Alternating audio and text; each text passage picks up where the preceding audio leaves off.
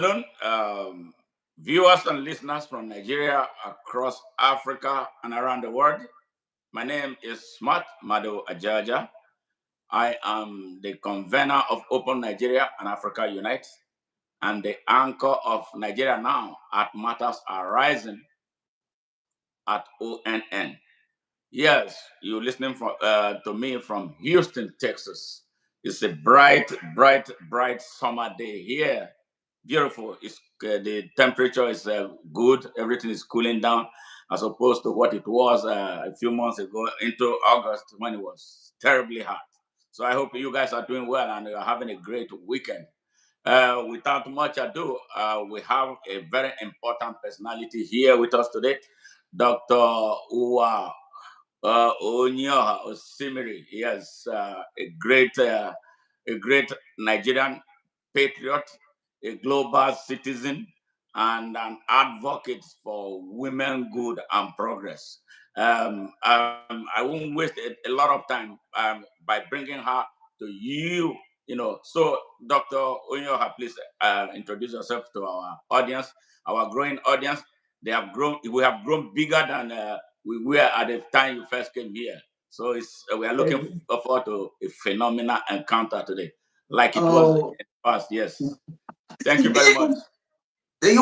first of all, let me say it's an honor and pleasure to be on your show again. It always is. You're quite an exciting person. I love watching your show, and you have quite a bit of information to share. So, yes, I am very excited to be here. My name is Dr. Uwa Onyioha Osimiri. I'm the president of the African Women Mobilization Commission, we call OMSI. I'm also the spiritual leader of the Chiism International Ogodian religion. And I'm also, I do a whole lot of things. I'm a professor and I'm also in clinical psychology.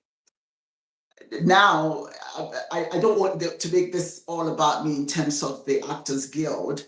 I'm here to speak about the efforts of Actors Guild on behalf of Nigerian actors. My organization, the African Women Mobilization Commission, is collaborating with the Guild to put up this really, it's going to be a fantastic event, a festival here in Snellville, Georgia. My role is to coordinate specific aspects of their visit to Georgia, and that is my primary focus while they're here. So that's just a little bit of introduction about myself, and we can, as we go along, there'll be more to share. All right. Thank you very much. You made mention about your chairmanship of the Commission on Women. Can you shed more light on that? What do you do with that commission? Well, the African Women Mobilization Commission, our mission is what we call impact. Impact, but with an M. Mobilization of women. We try to mobilize women so that they can see their role in the community and play a role in benefiting not just women but also women and families. And then we're in philanthropy. As you well know, Nigeria has a lot of challenges with people who are being displaced. So we've got a lot of people displaced in North, particularly Borno State, Nigeria. So we have camps there. We're about 4 camps, and we try to feed them and also support the women in these camps. And we are also into advocacy, and we advocate for girls. We have a program called Black Girls Rise, and the effort is to encourage Black girls to stay in school and do well, and also to give them what they need for personal hygiene.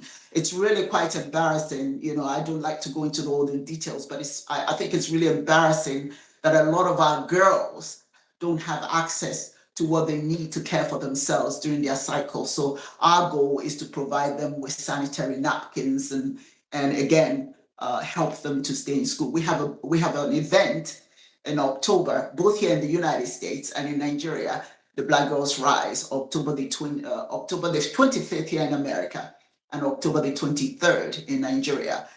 In Nigeria and here, the girls in Nigeria the girls in Nigeria on the 25th will be watching what we're doing here on the 25th. And then we're going to be watching what they're doing in Nigeria as well. So that is our advocacy. We also, through our advocacy, we help young kids who want to be in school.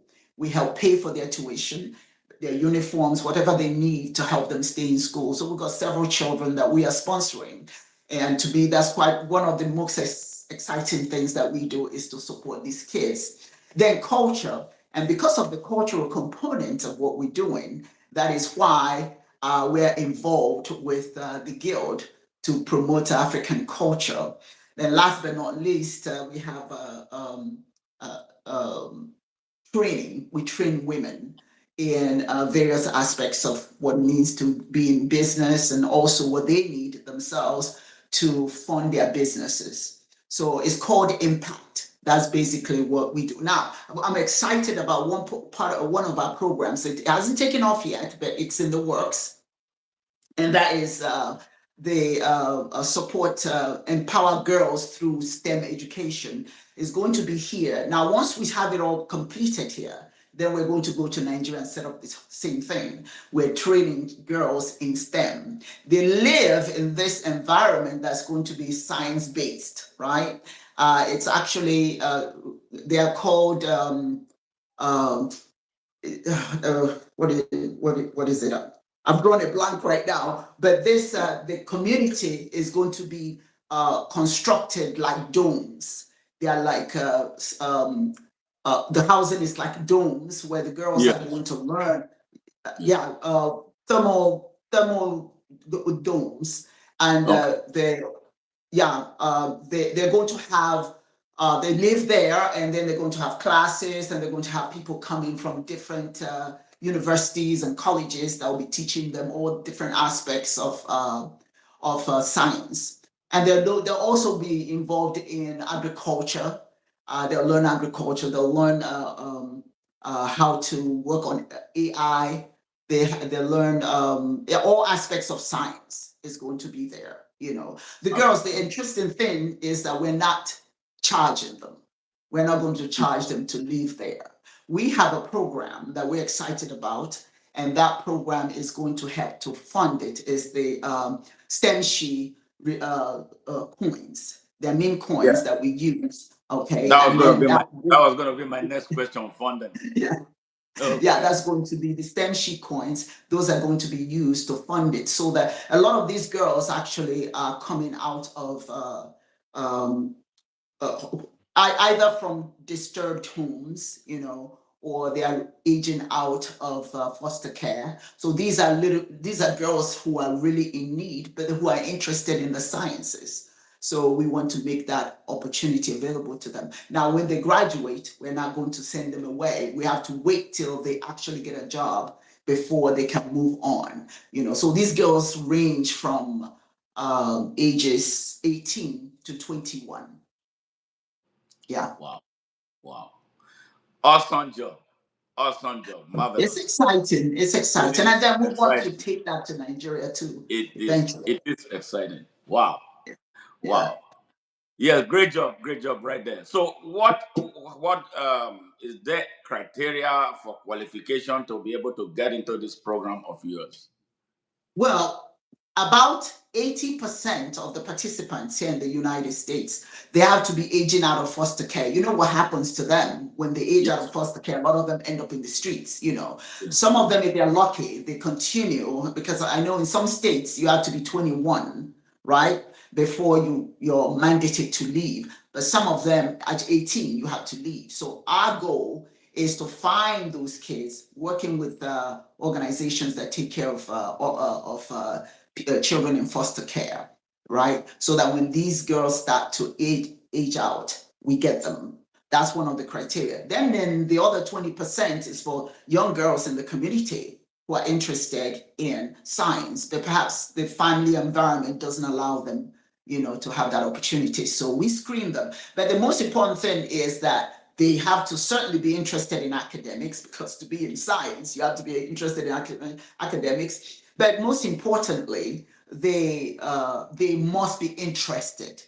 You know, not just have good grades, but you have to be interested in science. Those are the criteria. Great. Great. Thank you very much for the lofty work you are doing. We sincerely appreciate it. And we at Open Nigeria will partner with you and see how we can, expand the program for the more people to hear about it so that they can take advantage of it, especially in Nigeria, where the need is compelling right now, as you Oh and I yeah. know. Thank you very much for the great job. Yeah. Now, Mm. we are here. Were you an actor before? You're talking about this You know, Actors Guild of Nigeria. Were you in acting in the past, you or know what? I'm so glad that you asked that question. When I was younger in high school in Nigeria, you know, I I loved that show. Everybody loves Masquerade. Remember Chija Zebrudaya? yes, You know, yes, yes, I yes, loved it. Yeah.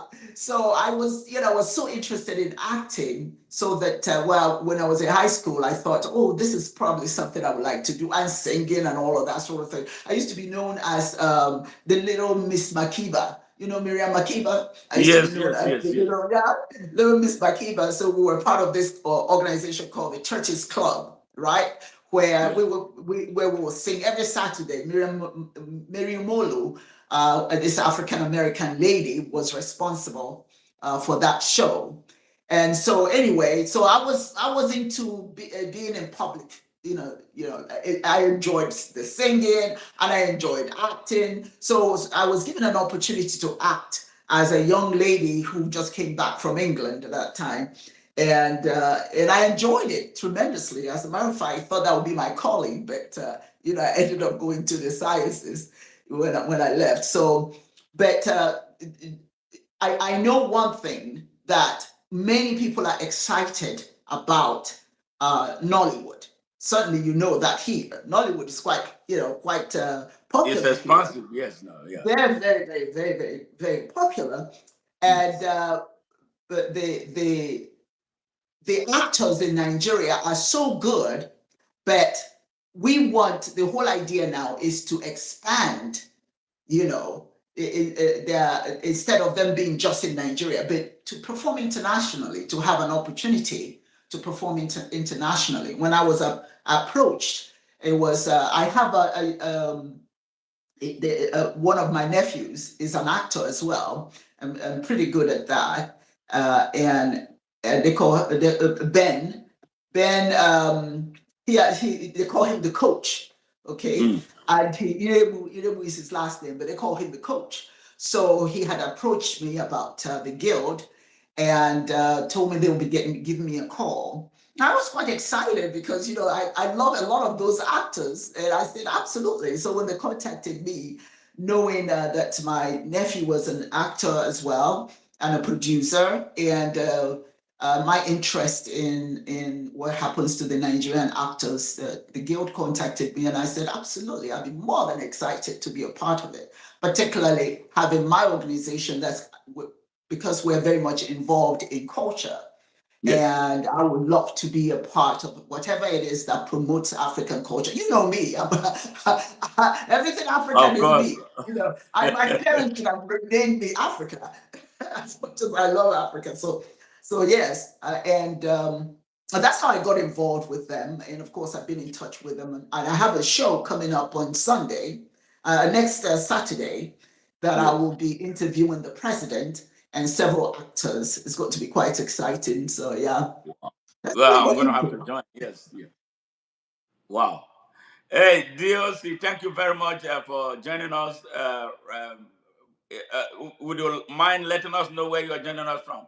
And she has a greeting, says salute to you, Dr. O, for this program. I know a few young ladies that would definitely want to be a part of it. All right, that's Wonderful. one DOCOSI, joining us for this program. Yeah, at the end of the program, I'll be sure to give them information how to get in touch with us. About both the events coming up in Snellville, as well as what the organization is doing with the girls. Okay, why? Okay, now they are. See there's this huge festival that is being put up to take place in Snellville, Georgia. As Yes. as opposed to what we used to know in the past. When they come, they go to Hollywood. Why Snellville? Well, first of all, I'm in Snellville.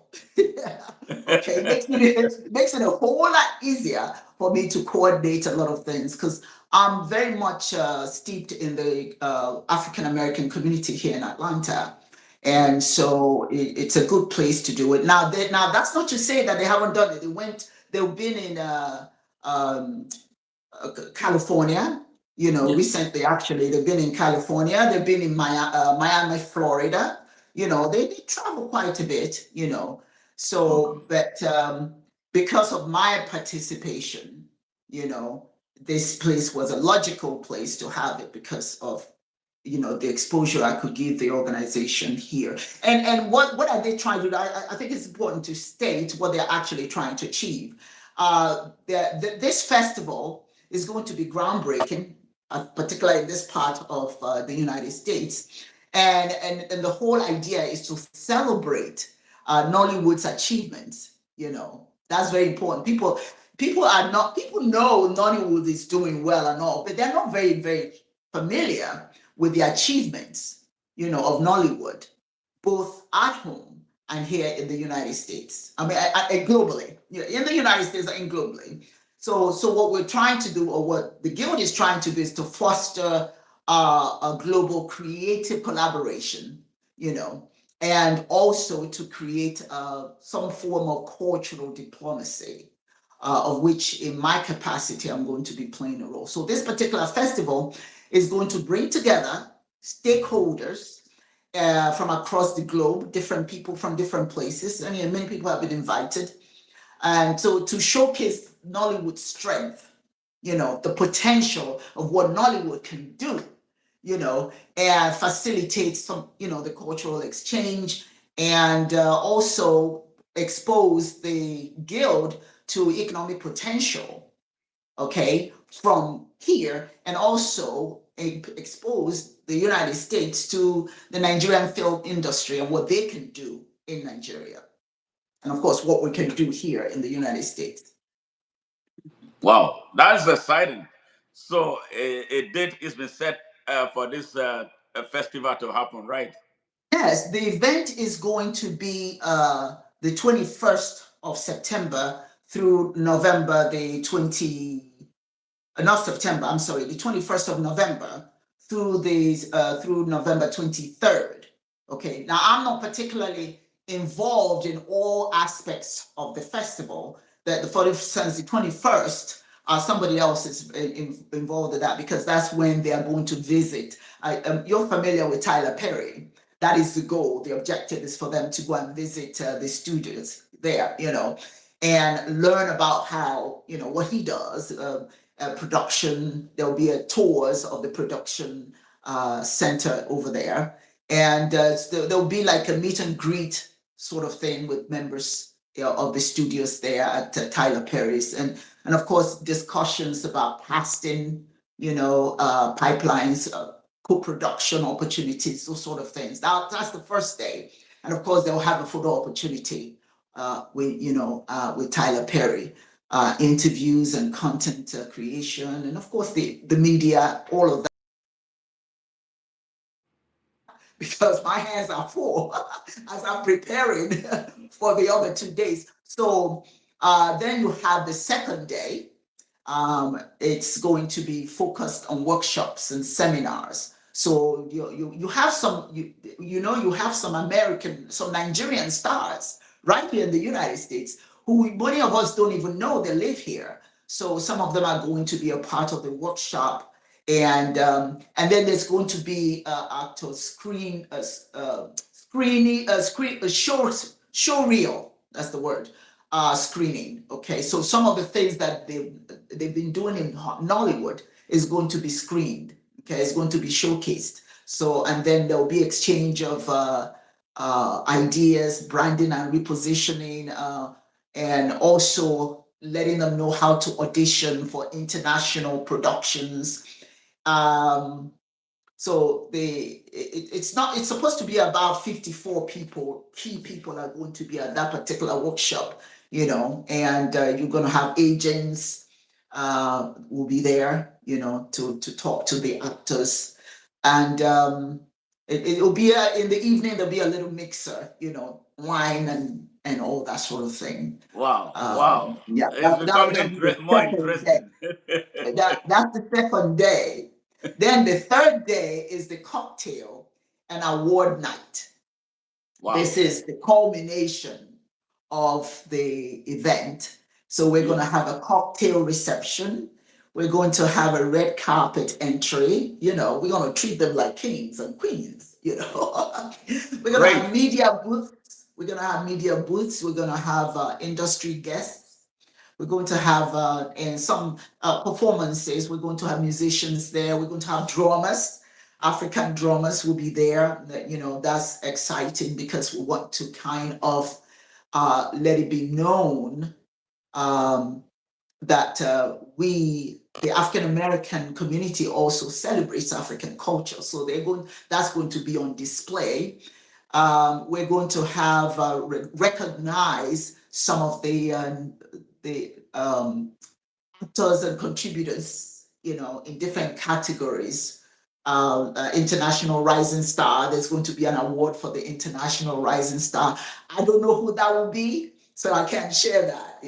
That the girl knows who that person is. And then there's going to be an award for cultural impact. There's going to be the best actor show reel. And then there's the Diaspora Connection Award. Now, this one is very, very important. I recommended it because smart, a lot of times many of us assume that many African Americans assume Africans don't like them. You know what I'm saying? Or that some of us in Africa think African Americans don't like us. But this gives us an opportunity. Many years ago, when my father was alive, God rest his soul, he went to Ghana, okay, and he was part of the Panafest, okay? Yeah. And that Panafest, it was called Fihankra, okay? The skins and tools.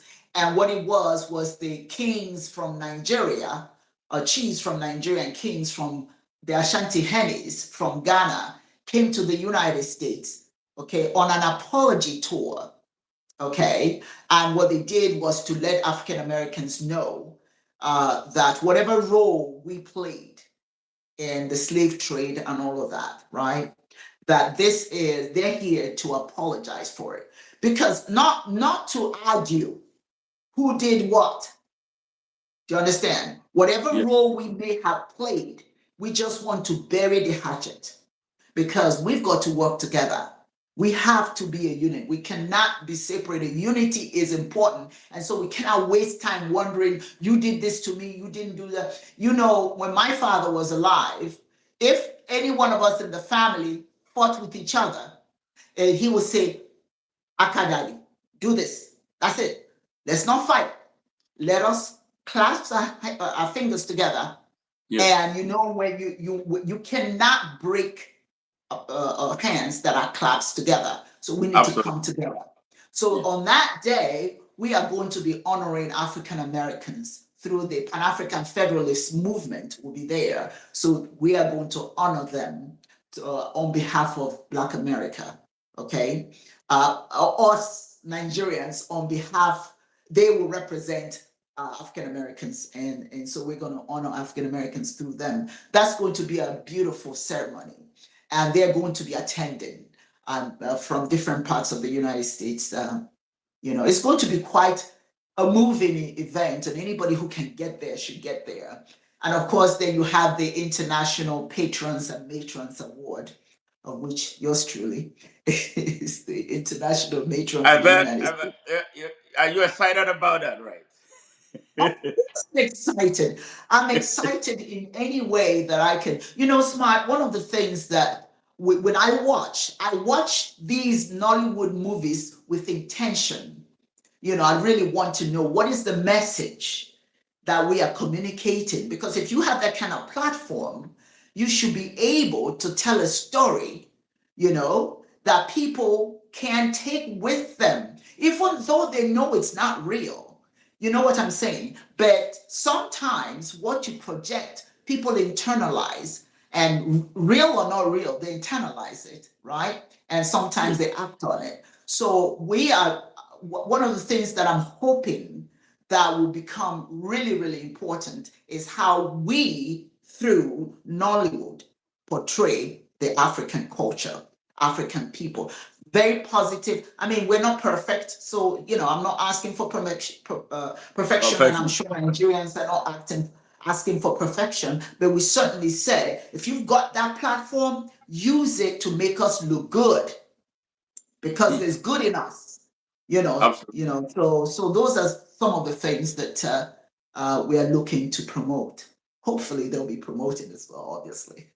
Great. I don't know if there's any better time to do this than now, especially with all that is happening around the world, with people realigning and now going back to their roots. Everywhere you see now is this like Yeah, there's a new yeah. virus. Yeah, you mean going? Well, I'm sorry, I didn't quite get what you were Yeah, what I saying. mean is people are now realigning. People who felt like they were disconnected from who they were are now tracing back to Yes, to their roots. Yes, that's what I mean. they want to know, and you want to portray. Yes, there are some challenges, but portray what is positive. I have a young man that I had a conversation with, and he absolutely, now his father is Nigerian and his mother is African American, and he wants no part of Nigeria. Oh, I've heard all the horrors and all. I said, well, you see, that's the problem. You don't know what you think you do. You don't know. Those are images, those are propaganda, that sort of thing. And that's why it's important for us who are Nigerians to present the best of who we are. You don't need to be validated. You validate yourself. And when you Absolutely. validate yourself, you and say, okay, hey, I want a little bit of that, right? But we cannot portray ourselves in negative light and think that anybody would appreciate it. So this young man, by the time I was done talking to him, that's when he realized, well, I didn't know that. I said, well, of course you don't know, because you're listening to to lies and nonsense. That's Yes, who we are. and not asking questions because they don't ask. If Yes. you don't ask, you don't know. Yeah, when you go some, huh?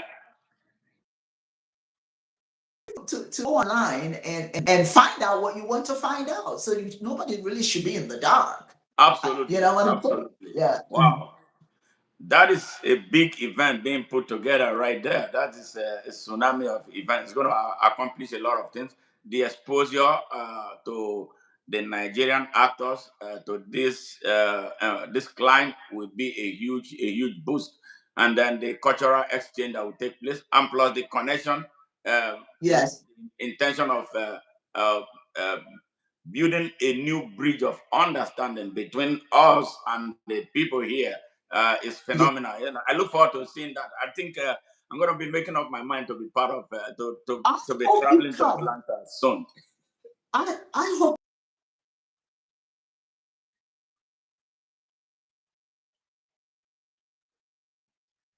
I'll be interviewing the Mecca Rollers. Okay.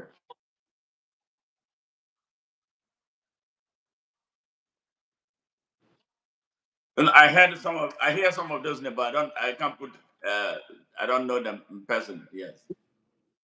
Yeah, they are going to be on the show, and they're also going to be Mecca Rollers agency is going to be in Georgia. Abubakar Yakubu, who's another. Walter Anga is going to do Ikedieze. You know him. Is I hear them. okay? Yes. Osita Iheme, Ifomo Keke, Yes. Steve Yes. Ebo, Chidiebere Aneke. I'm sorry, and Chidima Aneke, Yes. Yes.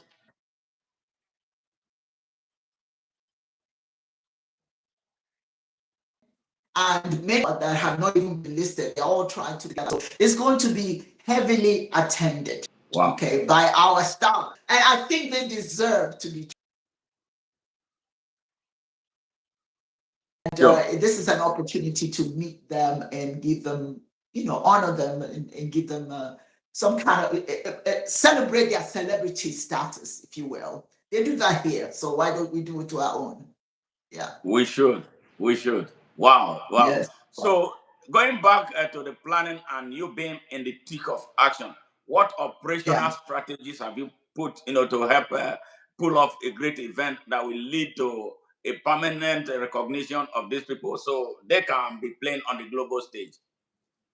Well, to be clear, I'm not the only one doing this, right? Yes. They have other. They were here before they even met me.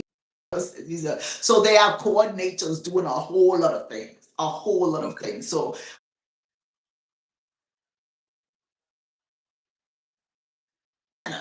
okay, it's a beautiful place here. Enjoy. I have my office, and that's where they're going to have it.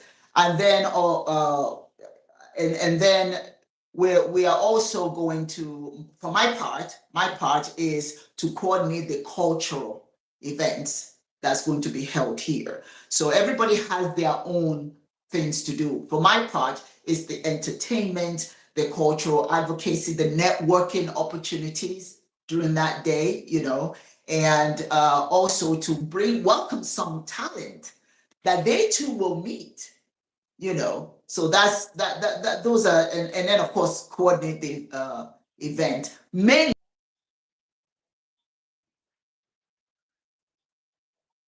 and the 20, I mean the 20,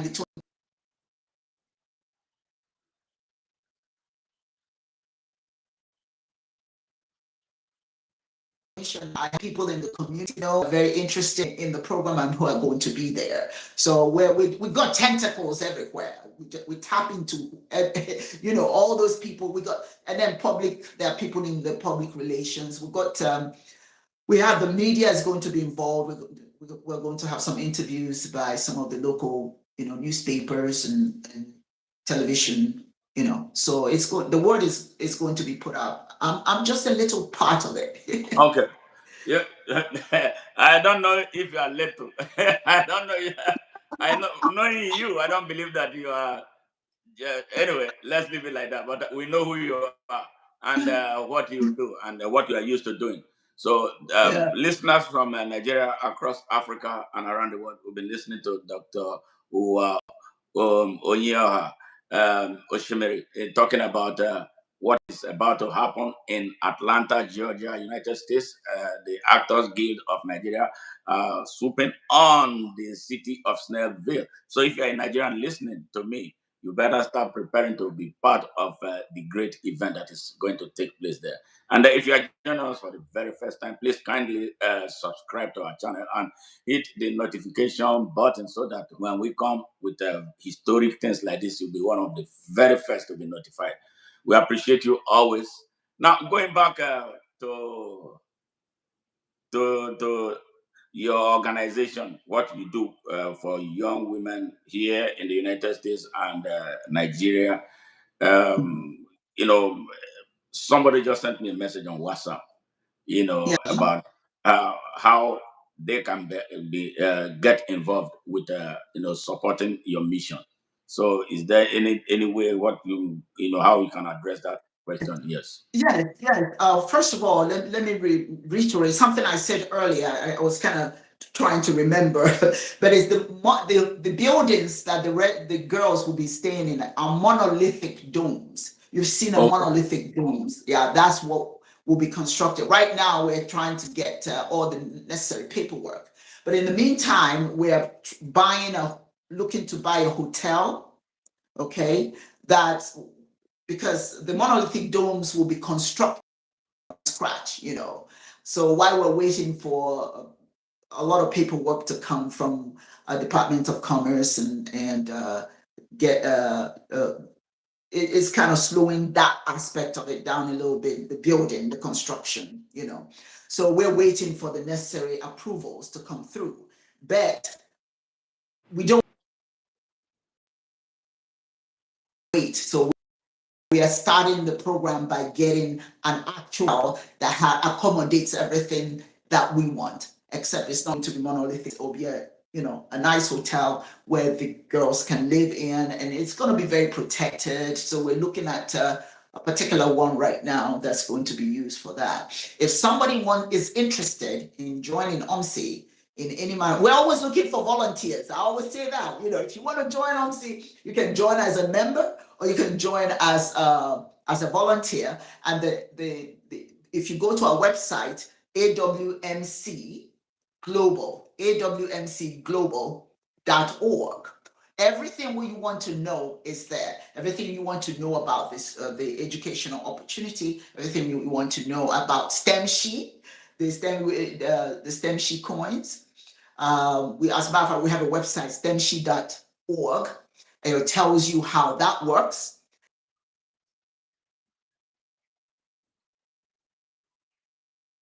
Which our organization non-profit raising arm for the organization commission. You have to be creative if you're a non-profit. So we have some individuals who were very interested in what AMSI is doing, that they decided to start the stemsheet.org for us to raise funds for what we're trying to do. So if you're interested, please do go there, awmc.global. awmcglobal.org. All right. And that's where and you can leave us a message, you can ask questions, you can register, and what we'll do is we'll call you. Once we see that you've registered in any manner or form, or you contacted us, we'll get back in touch with you. All right, thank you. Now, do you have any specific location in Nigeria in mind for a takeoff? Well, first of all, we are states. The women are in Abia State, Enugu State, Abuja. We're in different states. Okay, so what we're doing is pretty much doing programs, like programming. Like the program for kids in school, for helping people in the camps. That's, and then we have an office in Owerri. Okay. That's basically what we're doing. When we finish, once we get this particular program supporting girls through STEM established here, because you always have to have a prototype, all right? And the people who are sponsoring it are from here. So we use that prototype and then take it to Nigeria so that we can support. Now, one of the things that people say, well, is this just for is it just for women? Well, education is not just for women, obviously. I always say, if you educate girls, you have to educate the men they're going to marry. You don't want to have all the education. So that's not gonna work. So we certainly make allowances for young men, to take advantage of the opportunity to be to learn science, STEM. Mm-hmm. Good. Now, this is a laudable program and a great vision. And now, what do you think? Do you think, like going back to Nigeria, looking at the country's educational curriculum, what can be done to make this included in the country's educational curriculum? If you were to advise the Ministry of Education, at the federal and state level, what advice will you give them to incorporate this idea? Yeah.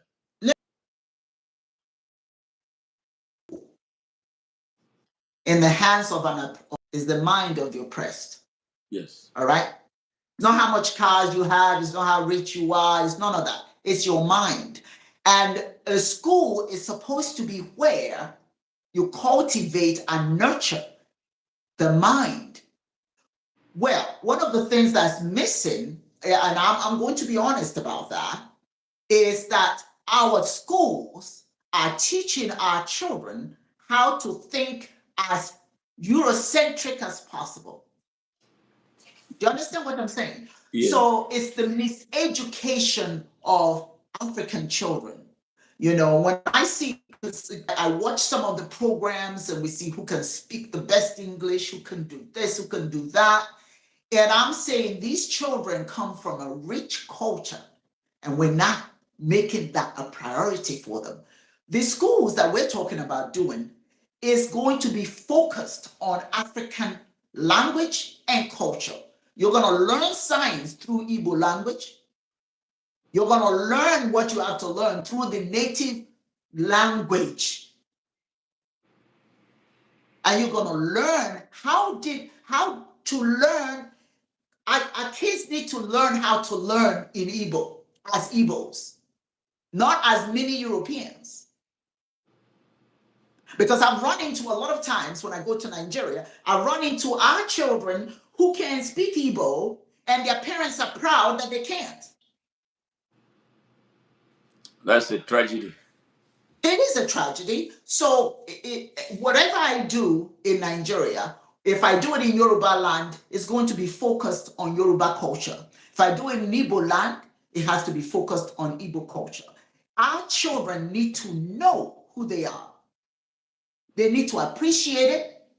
You can't be a glorified servant for the rest of your life. And that's what we do when we don't teach our children how to appreciate their culture.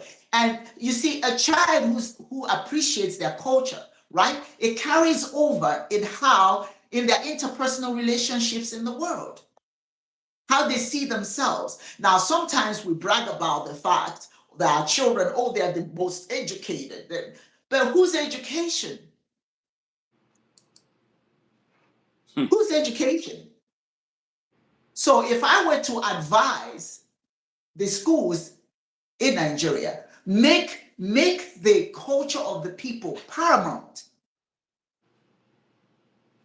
because you're going to be creating a generation of kids, of young people who appreciate who they are, and they'll teach that to their kids, etc., etc. But if our school academics that's drawn from Eurocentric perspectives, our children are just going to learn how to be mini Europeans and not value what they have. You have to ask yourself, how is it that we have all these resources in Africa and we're still struggling? Because we haven't taught our children for generations how to use those resources, how to tap into it from their own perspectives.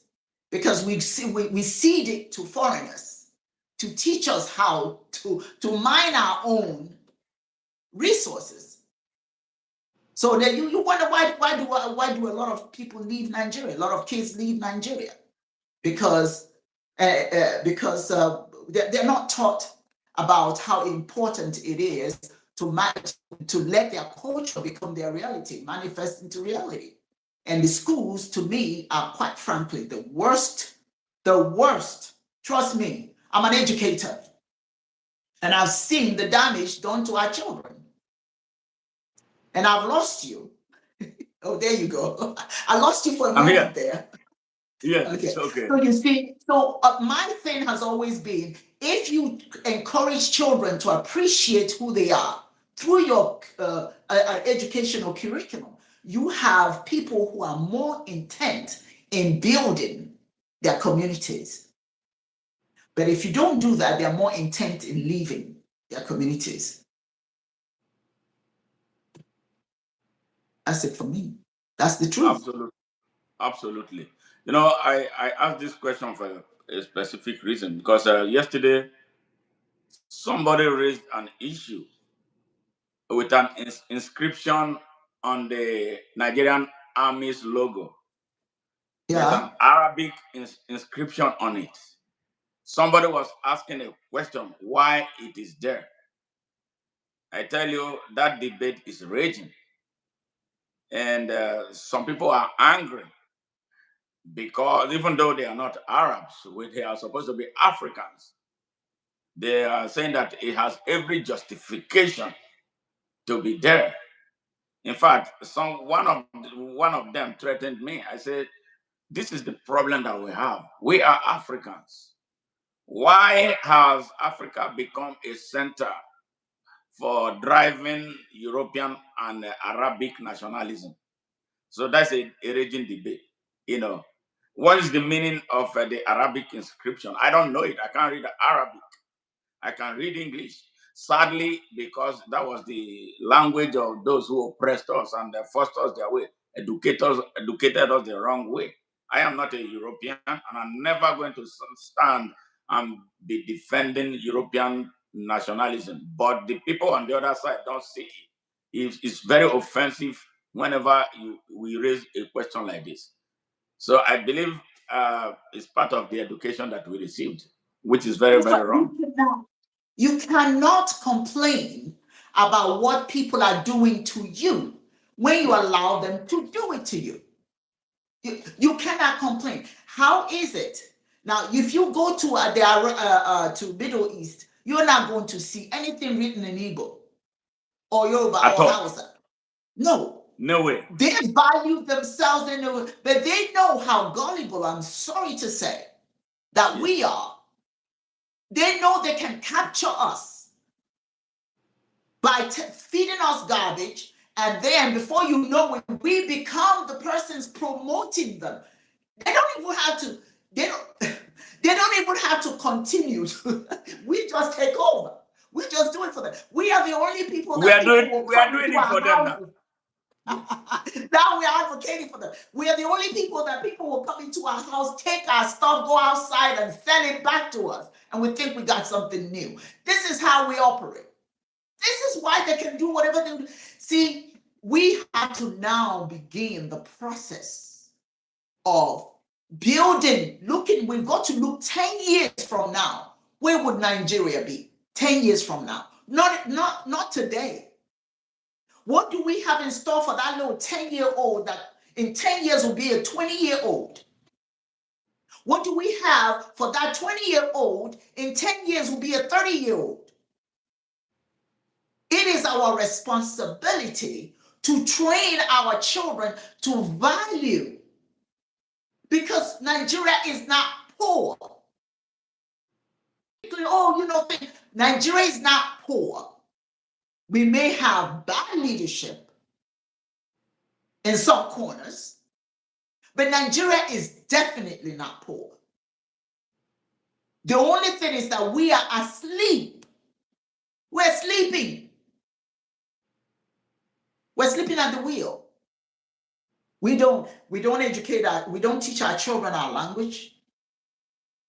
We don't even build our homes to reflect African architecture, which can be grand. Look, you can take that hut, that little hut, you can make it grand.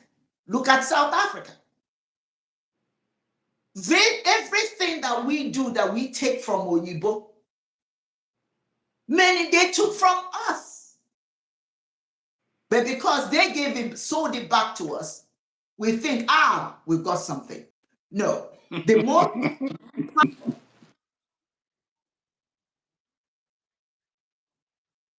mind of the press, and the worst part of the press sometimes.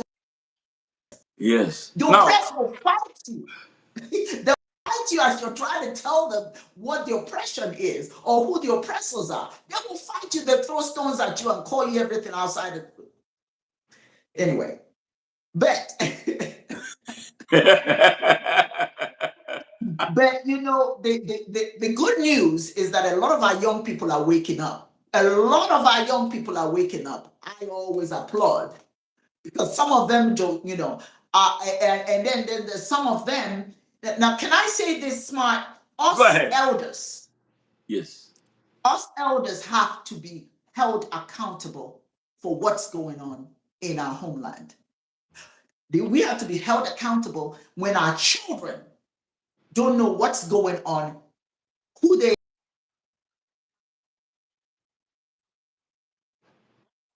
make them feel badly. I have a young lady who contacted me. She was very upset because nobody wants to talk anything about Igbo culture. Because she says Igbo culture is not just the dance.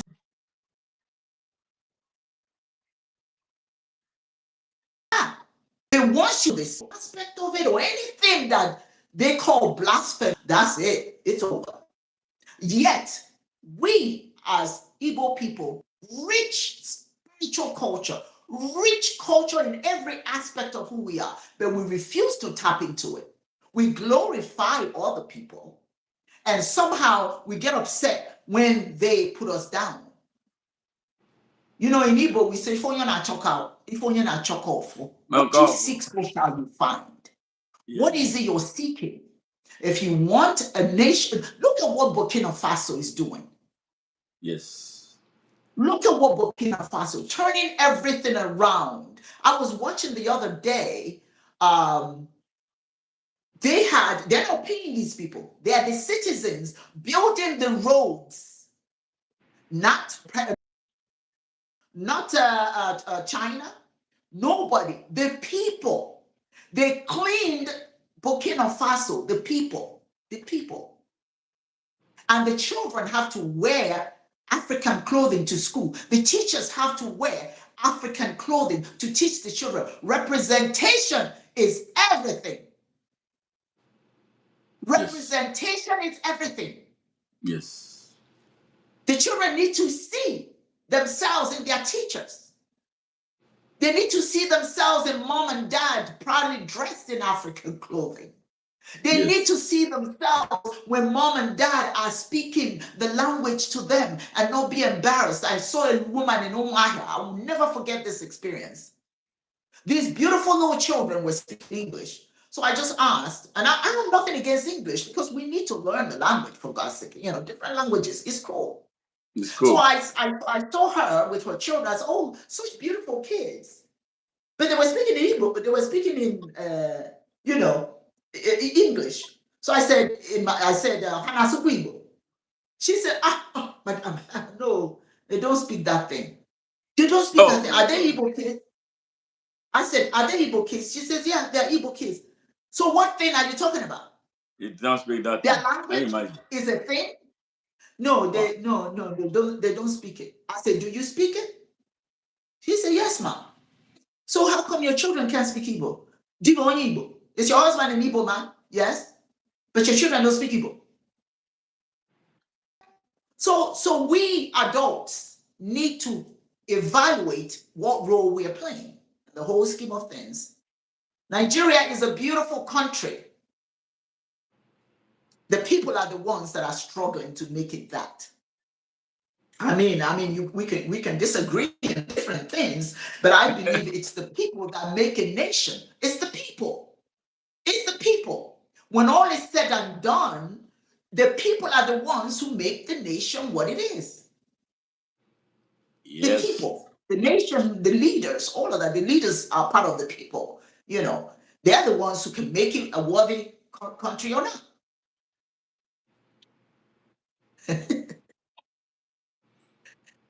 Wow. Yes.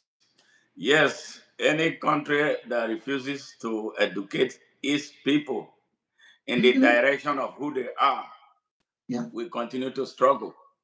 And that is sadly the situation we have. But we all are masters of understanding this, at least at our level. What can we do to make our people to start thinking? You know, this generation of leaders in Nigeria, it looks like they are impenetrable. It looks like they have made up their mind to wreck the country. They are insensitive. They are irresponsive. They are not responding. They see all that is taking place around the world, the direction the world is moving so rapidly. But sadly, they have decided to keep our people in a trap. How are we going to overcome this? Because so that we can get this nation, because the country is not a nation. There has never been any attempt to make Nigeria a nation. The founding fathers, well, they did their best, but they did not lay a foundation for the effective takeoff of a nation. No roadmap to nationhood. And I believe this is why we are where we are. Then the next generation that followed made things worse. And since then, it has been progressively getting worse. But a time comes in a country's history where a generation will say, we are tired of this. We have to do something differently so we can get a different result. So if you were to advise Nigeria as an entity, with everybody listening, what will you advise the people of Nigeria? of all, you always have to advise people to look at what works instead of what's not working. Yeah. All right? We're looking at what's not working for the most part, and we get frustrated because it's not working. We need to take, a lot of people say, oh, you're always talking about, yes, Burkina Faso was the poorest nation. Yes. Now, look at where it is now. It took that young man to wake up his nation. The only thing that will save Nigeria, the only thing that will save Nigeria is when, like you said earlier, when we find a few young people who have decided enough is enough.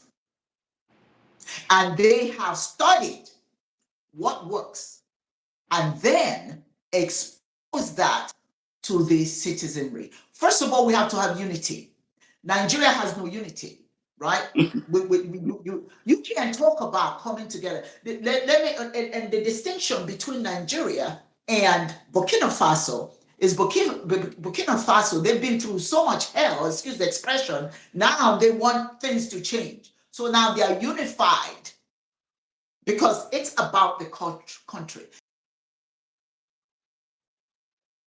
For Nigeria to work, we have to be meant to understand it's not about who's rich, who's, you know what I'm saying? It's not about how much money you can get. Is, do you care about this country? Let's make an effort to bring Nigerians to start thinking of Nigeria as a viable place, that all of us can benefit from. It doesn't, now some people, some people want to break Nigeria up and all that kind of stuff. Okay, well, here's my thing. Before you do all of that, try something such as create an environment that sees and celebrates the diversity, but in spite of all of that, see us as one. If you cannot see Nigeria as one, then you cannot build up Nigeria.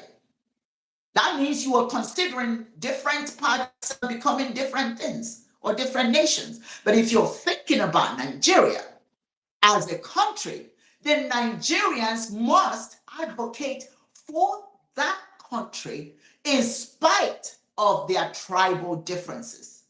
Absolutely. It's not easy. I'm not saying it's easy. Of course it's not.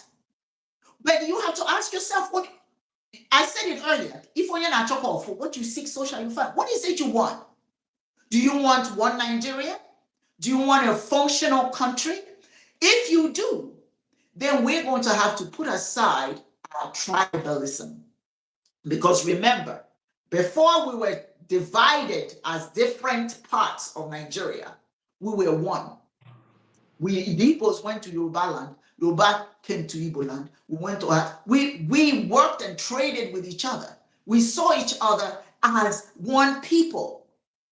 But now, when they patched us together and made us one country based on the dedications, then each part wants to be, let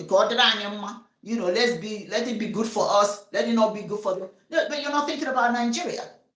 If you want to think about Nigeria, if you want Nigeria to do well, we have got to begin to say, it's okay that we're diverse. It's okay that we have the diversity. It's okay that we're Igbo, we're Yoruba, we're Hausa, we're Efik, we're Ibibio, we're all of that. But we all have to live in Nigeria. Propaganda. You have to start spreading that propaganda that we have to live in Nigeria as one. Now, part of our biggest problem, obviously, is how do we get the leaders to buy into that? Now, you try to elect people that will think along those lines. It doesn't always work. It doesn't always work. But we as citizens must come, whether it worked the first time or didn't, because I noticed some people say, there's nothing you can do, it's Nigeria. So what? It's yours. You can't give up on it. It didn't work last time, so try again. That's if you try and first and you don't succeed, try again. You don't give up and say, we tried last time and the person we wanted to win didn't win. Okay, you have another opportunity to do it again. But we know there are certain challenges, okay? But if we all make up our minds that we want a Nigeria that's functional, then the propaganda must be about that. We must start seeing each other as part of the solution. We must see, African Women Mobilization Commission. We have Yoruba, Hausa, Efik, we have everybody in it. And I let them know this organization is not about one ethnic group, because all of us have the same desires, the same needs. So we have to work together. My organization, we are so diverse, we work together. And I tell them, this is how you can build Nigeria, by working together. Not saying, this person is Hausa, this person is Yoruba. When I put people in positions, I don't put them because I'm Igbo. I find the person that's most capable is the person that assumes the role. So how do we bring it together? Propaganda has to start. You have to start that propaganda. What do we want? If we want a functional country, then we must fight for it. And instead of hating each other for our diversity, we embrace the diversity. Now, there are people who have other ideas, and that's perfectly okay. It's not an easy thing, but you've got to look at what countries are working.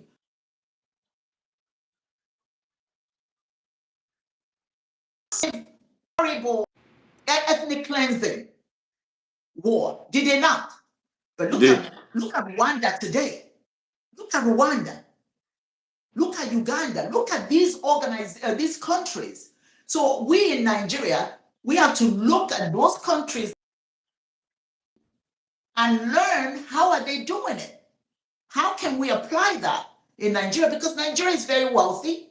Nigeria is full of very smart people. As a matter of fact, all over the world, the most educated are Nigerian people. Even this country, they recognize that. Absolutely. Absolutely. Our problem has been that we're not seeing each other. We're not seeing ourselves in each other. We're still stuck on, this person is Yoruba, this is Hausa, and all that stuff. We don't see one Nigeria. That's why. Now, and if we cannot see us, then we have to separate, period. You cannot build one Nigeria when the Igbos want their own, the Yorubas want their own, the Hausas want their own. That's not going to build one Nigeria. No way. It's not. So we have socially fine. So what do we want? Do we want a Nigeria or do we want to separate? You got to make up your mind. You got to make up your mind. Absolutely. So how do you feel when a leader, it happened, I'm going to play back to what happened right at independence.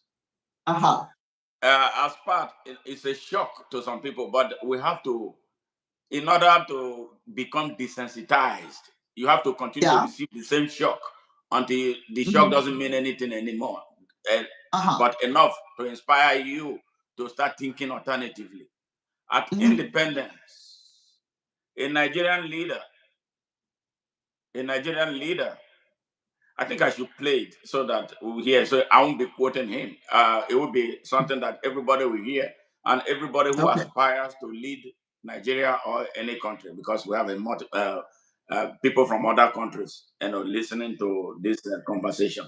Let me play this, so that the world will hear this. What somebody at Independence said about his country, and he's so proud, and people are so proud, and he was so powerful with speech. He has a great oratorial skill, power, and he's like this guy has so much charisma.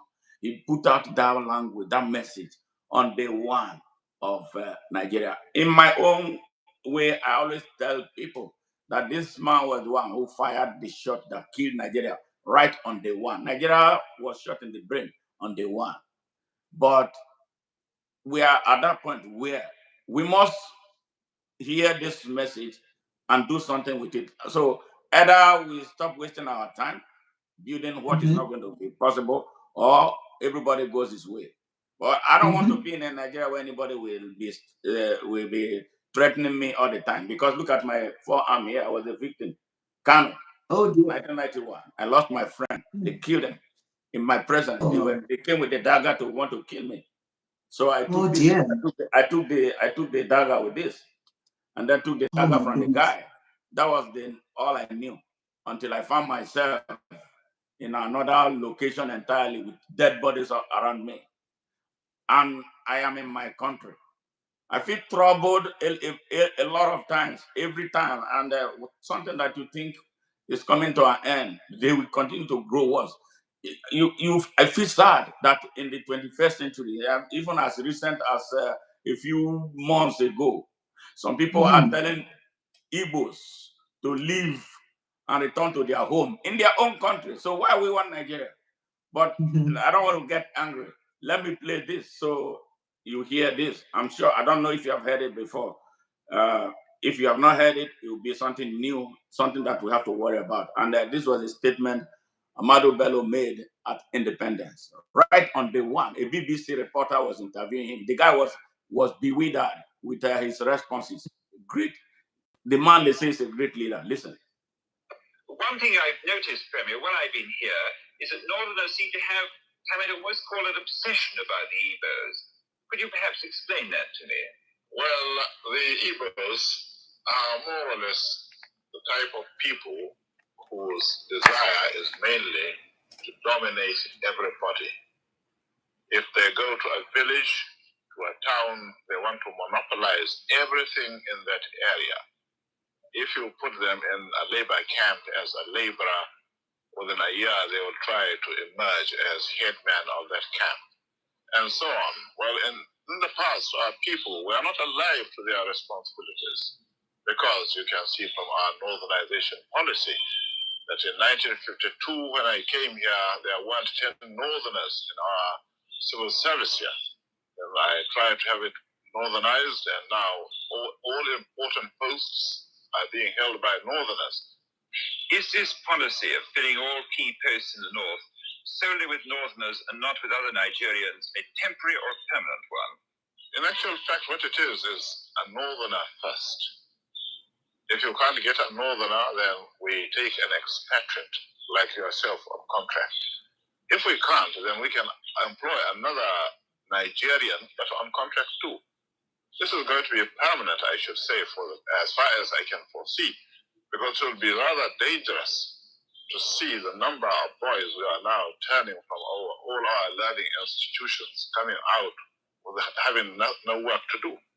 I'm sure whichever government of the day might be, it will feel rather embarrassed, and it might even lead to bloodshed. Doesn't this damage the idea, sir, of all people in all regions in Nigeria being fellow citizens of one country? Well, it might, but you are, new to our region, but how many northerners are employed in the east or in the west? The answer is no. And if there are, there may be 10 laborers employed only in the two regions. Did you hear that? I got it was a little bit. Can you say to me? I heard bits of it, Hold on. but it was Say that again. it was a little bit fuzzy. Can you tell me what he said? Because I was Okay. listening and I was having.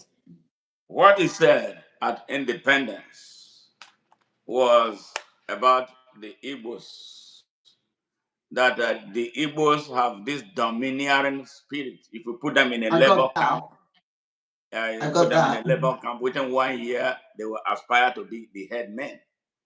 Mhm. And that is one part of it.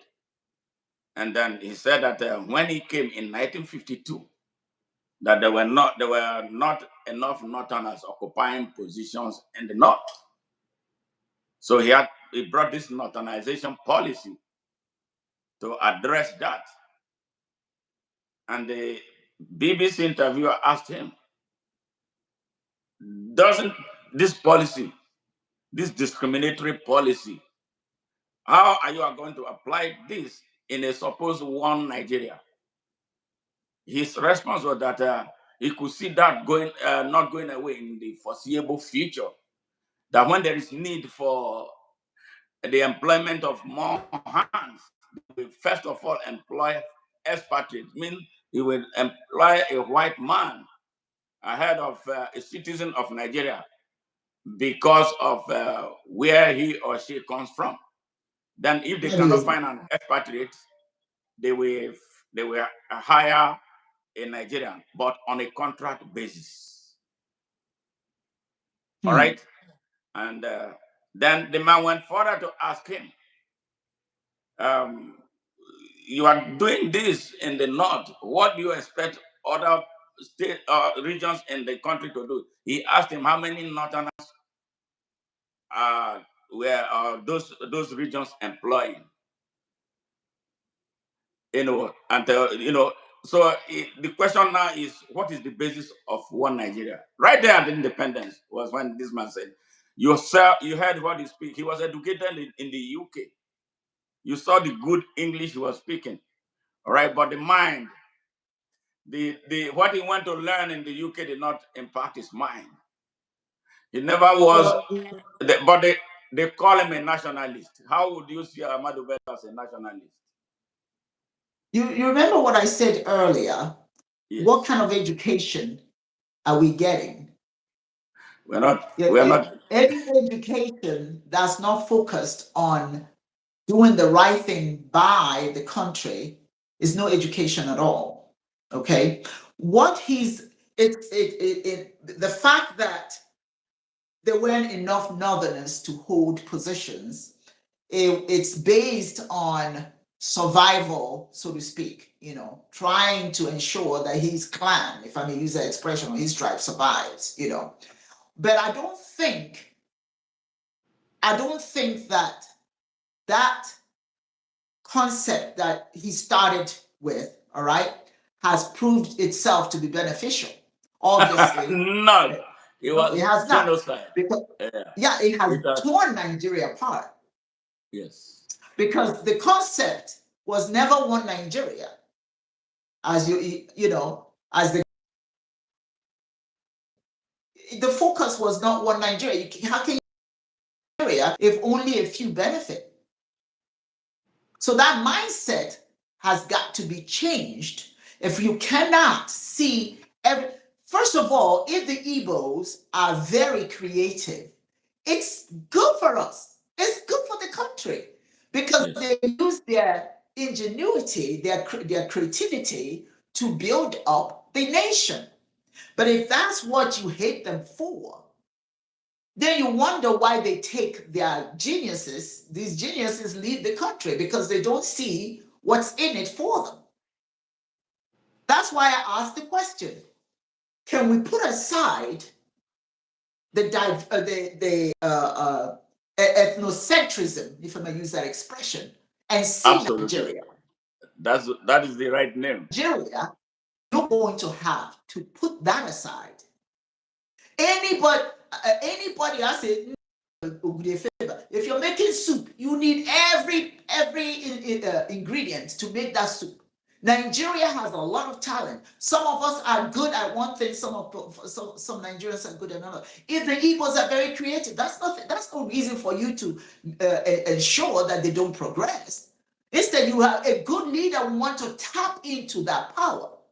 Tap into that. That's what a good leader would do. If the Igbos, and the fact of the matter is, if you come to as you're here in the United States, the Igbos are doing so much for the. That was the question. That was the question I was supposed to ask. Hold on, sorry for interjecting. I know you will need to answer the question fully. Now, that was why I came here 29 years ago, and I'm sure you have lived here longer than me. Has anybody, honestly, as they say, America has discrimination. All right, it's good, but I don't know it's as bad as what we have at home. Nobody has ever asked me where I came from, in all the jobs that I've worked as a nurse at the MD Anderson Cancer Hospital at a very high level. When I applied for that job, a fellow Nigerian told me, "Oh, that is a white man hospital. They will never hire you." But I didn't allow him to demoralize me. So I pushed him aside and I went ahead and applied. 2 days later, they invited me for an interview. I remember after they asked me all the professional things, the one extra question they asked me was what change I was going to bring into the unit where I was hired. And I told them, and they said, "We were excited. Welcome on board." That was what they told me. I was there for another 2 years before I started my own personal business. Yes, nobody has ever asked me. And nobody has ever asked me, what am I doing in the United States? I should live here. But we ask ourselves these crazy questions in Nigeria. Even some of us who live here, we go home and plug into this ethnocentric foolishness. The Igbos are too many in Lagos. We have to ask them to leave. Now they took that trade to Ghana. I'm sure you heard what has been taking place in Ghana. Instead, Ghanaians are not talking about Nigerians now. They are saying Igbos must go. Igbos must leave Ghana. You know what? It's Nigerians who arrange all this to make it happen. I am saying that if it can impact another ethnic group, why do we do that to ourselves? Do you think we are truly ready to build a nation? Well, you have to ask yourself, what kind of nation are you trying to create? If you say you want to build a nation, what kind of nation? What principles are you going to be promoting? What's going to make that nation work? You know, I feel unfortunately that human nature is such that we do get jealous of those who are very, high performers. There's a level of jealousy. Why him, not me, or why her, not me. And we do all we can to undermine people who perform. I am not, and I'm going to be honest with you, I am not to division in Nigeria, dividing Nigeria. That's not my thing. Absolutely. But that doesn't mean that people don't have real grounds for feeling that they should be, different, or the different parts should separate. But when I look at Nigeria, I see the picture of Nigeria in the center. And I see every tribe as a piece of the pie that make up Nigeria. Yes. So if we're trying to bake this pie called Nigeria, every ingredient necessary, and that's what each tribe represents. Should be a part of it. But we have to ask ourselves, what do they bring to the table and capitalize on it? I think part of our biggest problems, and people may disagree with me, is that religion has played a very devastating role in dividing Nigerians. It has, okay, because the principles that held our ancestors together, it's not what we're practicing anymore, okay? We don't see the value of here. We see the value of heaven, or wherever it is, all the foreign religions have told us. You see what I'm going to be honest now. I'm going to be honest, okay? Yes. We live in heaven, but we see hell. Excuse me. We don't see that with that heaven that we're looking for. We don't see that we can build it right there. It's right there. It's available to us. Instead, we're creating the heaven, looting of our resources by wealthy people, leaving the poor behind. Sometimes we have emergencies and there are no plans to manage those emergencies. People die when there's a flood, right? People just die. They drown. And after that drowning, you still find there's still no plans to ensure that the next incident doesn't take people. Doesn't happen again, yes. Doesn't happen again, or it doesn't, So this whole experiment called Nigeria will be only successful if we contradict this gentleman, what was his name again? Who says that Igbo's the gentleman you played the video? Huh? The gentleman, the video you played. The video I played was Amadu Bello, the former premier of Northern Nigeria at Independence. Yes. That aside. Yes. His thoughts aside. Yes. Because our children need to go home when they can. But many of them cannot go because of all this nonsense, the tribalism and all of that kind of stuff. Some of them have so much knowledge that they can take home and build up Nigeria. But because of who they are, is he Yoruba? Is he Igbo? Is he Hausa? Which one is he? So how do we undermine his effort based on his ethnicity? But our children have to be able to go home as Nigerians and go to any part of Nigeria to help build it up. But I've seen what's going on in Lagos. You know, people build fancy homes and they lose it and that sort of thing. Yes. We are so divided mentally for every angle. That's why I said that the most powerful tool is they know where, you know, what to use. They just tie us up in every way, economically, spiritually, gender-wise, you name it. We're just so divided. So if you want to make that pie, that Nigerian pie, everybody has to matter. We have to focus on what everybody brings to the table. Otherwise, it's not going to work. So if it doesn't work, then what do we do? That's the question that Nigerians would have to ask themselves. What do we do if the experiment called Nigeria is not going to work? And then we all have to look at ourselves and ask ourselves, what role are we playing individually as well? Because these leaders are who we put in office. We'll be careful who we and put in office. I believe what we are suffering since then, we've been suffering it.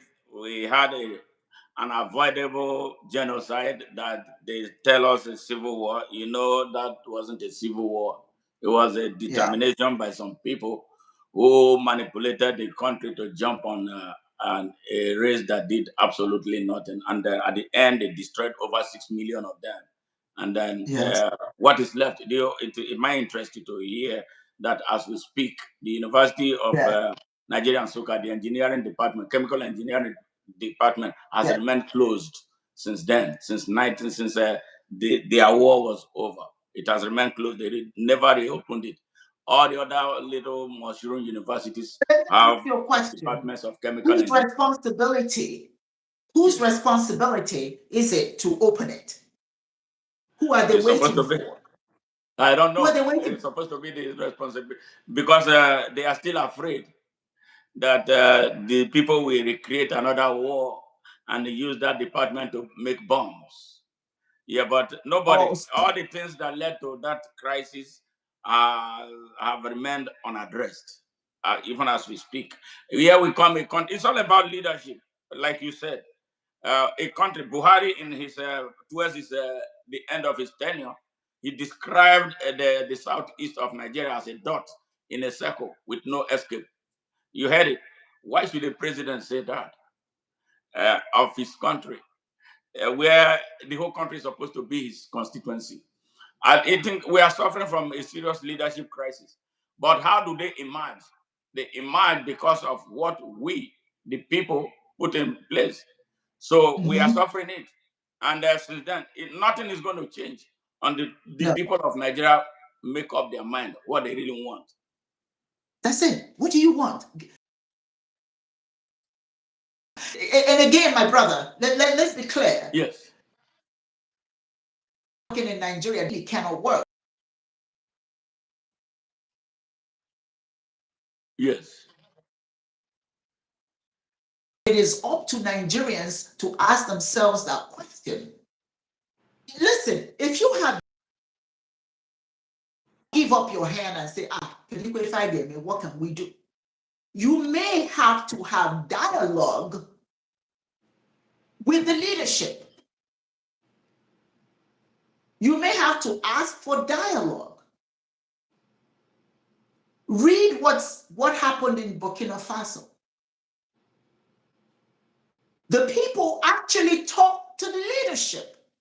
Yes. It's just the gift of Ibrahim Traore is he listened. He listens. Yes. He listens. If you tell him the problem, he says, "I will solve it," and he will solve it.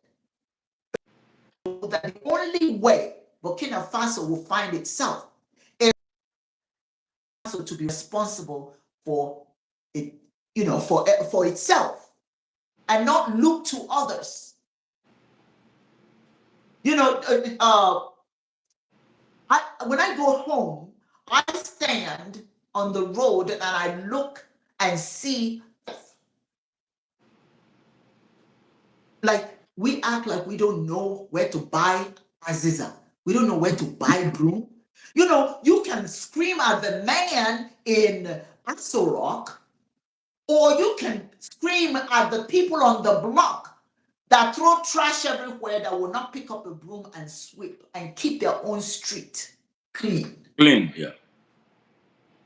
You cannot ask for something you're capable of doing. Ask for something you're not able to do. Ask for something. Where are the men?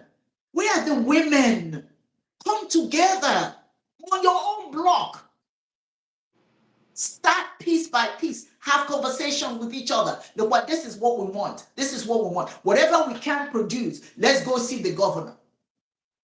Whatever we can do. Before you start screaming at the man in Aso Rock, you have to ask yourself, what are we doing here locally? Have you seen the governor of Abia State? He's doing some wonderful work. That's what because I remember when in Aba, when you're coming from Port Harcourt to go through Aba, you have to drive through trash, mounds and mounds and mounds of trash. The filth, the smell, but not anymore. Not anymore, because he's now engaging the people. He's using the funds given to him to do the work, and he does it. That's the leader they selected. We got to be careful who we put in office. Yes, some people will steal offices. We know that. But everything is local, my brother. Everything is local. Yes. Start at the local level and work your way up. You can't be screaming, I want to be this, I want to be that, and everybody pass your street and they have their hands closing their noses. The stench of your block. So it's a lot. It's something that we as Nigerians have to have conversation. You know what they say, problem-based learning. There is no problem without a solution. Yes. You have to find the list of those problems, and then you have to determine how to solve it. But a lot of us say, we can't do tonight, it's bad, George. You know how people are. How are they? Aren't you part of the people? It's all up to us. Yeah. It's all up to us. It is. It is. Let me read a few things, some comments. DOC wrote this, I think, in response to one of those statements earlier. When Chinese are affected in the US, the Chinese on the continent let them know that they have a place to come back to. So how do you address that? If we were asked to live here now, do the people at home have a place for us to come back to with all that there is, except with sheer personal determination for us to come back? Well, we know. I know I'm Igbo. I know my village. I know there's something for me. I don't need anybody to tell me to come home when I'm ready to come home, or give me anything. If I have to go home, I go home. Then if I see challenges, then it's my responsibility to address the challenges or find some resources, some way to address it. Now, I grant you, there's some people who have gone home and they run back out here. But let me tell you, when you make up your mind to go home, you know you're from Nigeria. You know that there are challenges. You don't run away from it. You don't. You have to find how to solve it. When you've made your mind up to go and stay, stay. If you're not ready, then don't go. But on the flip of the coin, don't you think that I agree with you 100%. If I make up my mind to live here, I'm going to live. But don't you think it's normal, where everything is normal, that we should have a type of a responsible leadership that would be like, okay, yes, you see, when anything happens to Americans outside America, America will go out there and fetch them and bring down here. It doesn't. It gives them that sense of patriotism, that sense of national pride. When are we going to get that type of Nigeria? I believe that's what the young lady is asking, or young man. What are we waiting for? We are what we're waiting for. We are who we're looking for. We have some leaders that, but I don't have to tell you, what? We do have some challenged leadership. We know that, okay? But I say we are the citizens and we are the voices to make a change. Because a lot of us have accepted that nothing can change. We don't work as a collective force. There's no unity in our demands of what we want. There's no unity. I'm sorry. None. And as long as we continue to ignore what they're doing or just complain what they're doing, then what we're looking for will never be there for us. So it's time for Nigerians to have a dialogue about what they want. What do we want? What change are we looking to see? There's another. Now I hear that some individuals are saying, you know where I'm going. Another election. You know where I'm going with that. There are some individuals who say, this will never change. But things will never change if we give up. We can't give up. We can't. Yeah. We just have to keep trying, but we have to have dialogue. We have to do whatever it is. You know what happens here in the US when there's an election coming up, right? You have campaigns, you have people, communities coming together. You go and help campaign for someone. You go and have meetings. You understand what the issues are and share with each other. There are Zoom meetings upon Zoom meetings. We know that there is an election coming up. Some of us have already given up. Now, I'm not saying if you feel that the current president is what you need, then that's who you vote for. Mm-hmm. That's who you vote for. But if not, you have to come up with some ideas of who do you want to see in office. They may not make it, but that means that you are at least engaged. You're not giving up. I hear a conversation where people are giving up. It will never work. Even the president that we have today, how much dialogue do Nigerians have with him? How much dialogue? Smart, how much? I don't know. For how me, much dialogue do we have with him? If you ask me as an individual, I do not recognize him as my president because he did not win an election. So I will not do anything to validate him. Yeah, that is why I will not have any kind of dialogue with him. I don't talk about his then policies. Who do we dialogue? We can dialogue with someone. Remember, here's my thing. Now, I will be honest with you. Here's my thing. Yeah. Whatever state I'm in, let's dialogue with that governor. To create an environment that if you and I want to go home, we can go home to our own area. Yes. Do you understand what I'm saying? You can clean up your area. Then you start moving up. If the people at the top are not paying attention to you, how about the people in the local, politics is local. Yes, how's it working locally? What role can we play to make the local, governance work? And then, what, Smart? You say, well, look how it's working here. They'll go to state number 2. Step number 3. That's why everybody's looking at Burkina Faso now. Right? Because of something that he's doing that's working. I'm talking about other countries looking at him. Yes. But still, everything that he's doing is still local. Everything he's doing is local. A lot of the people are, are participating because of that unified thought. Yeah, okay? Because he has the charisma, he has a vision that is actionable for the country, and they are seeing him. See, that's why we are talking about. That is going to lead me to another question of democracy in Nigeria, or the whole of Africa.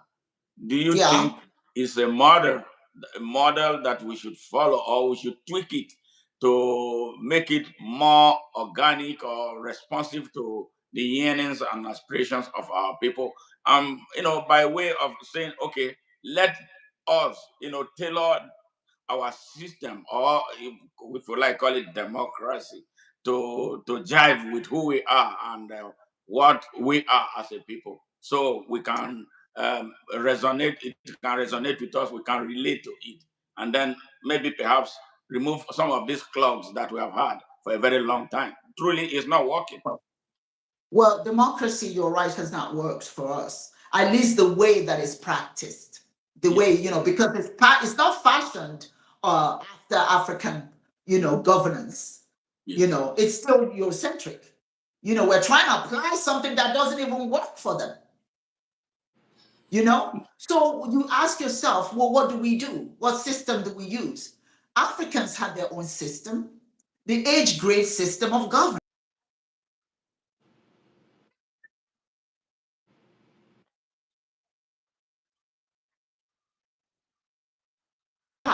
It was an age grade did well before the next one comes up, because they don't talk about just you as a leader. Yes. They talk about the grade, the age grade. How did your age grade do? Do you understand? So we need to research how we governed.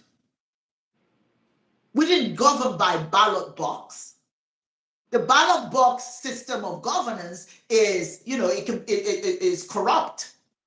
Very, very corrupt. It can be corrupted. You give people money and they'll vote for you, whether you're good or not, because they're hungry. For the most part, they're going to do whatever it takes, to get that money, and whoever they put in there is, so people know, if I have money, my chance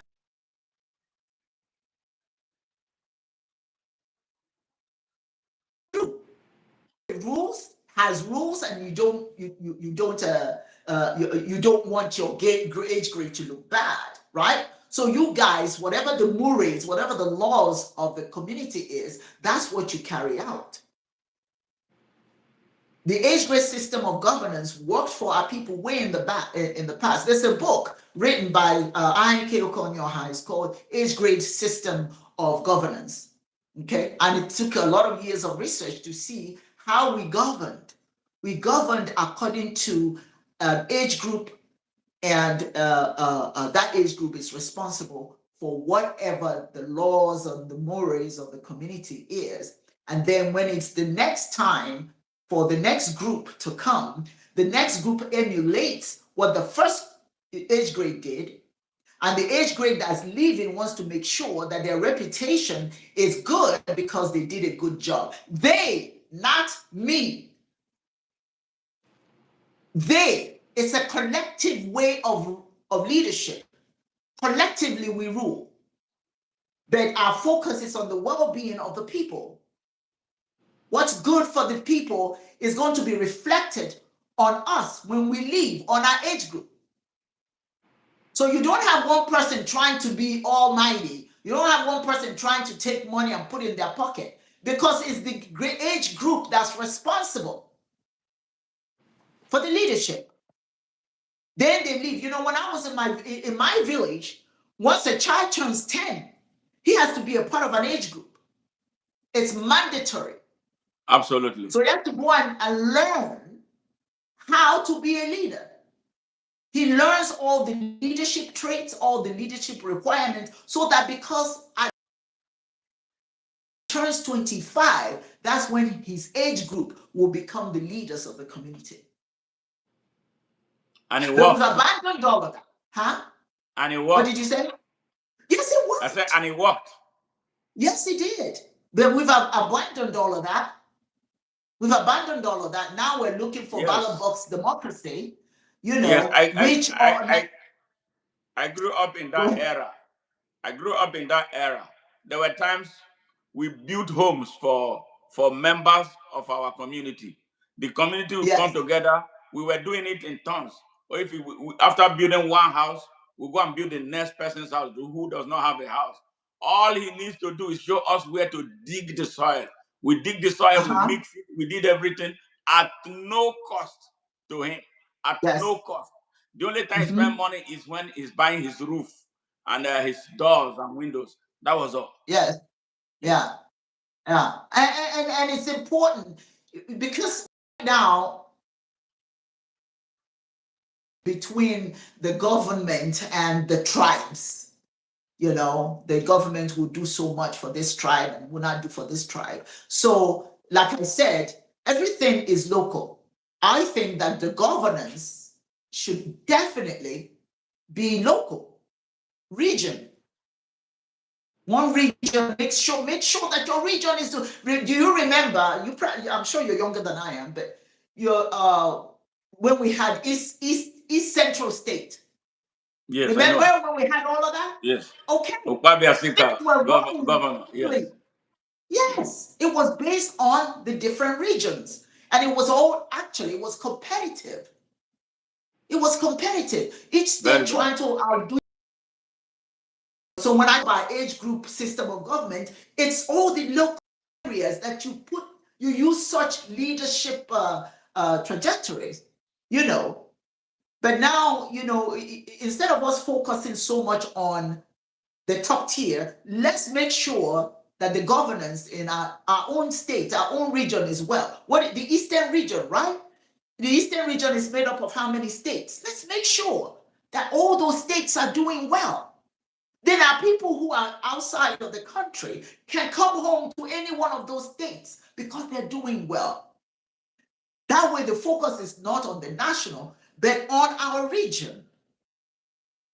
The responsibility becomes that of our governors to make sure their states are doing well, which is a reflection of that part of Nigeria. So, pardon me. You know, I really remember how well the East Central State worked. It did very well, you know. We were all one, actually. Now, of course, we're all different states in the same, so many different states in a region, you know. Yeah. Wow. Well, it's been one more. I said, Doran Butler has this to say. He said, every man is responsible for building his own castle, stone by stone. He must be willing to do the labor. When we are strong as individuals, we can contribute to benefit all. So, what do you have to say to that? I mean, it's common sense. You do the best you can with what you have to work with, but have the mind of the collective at heart. Okay?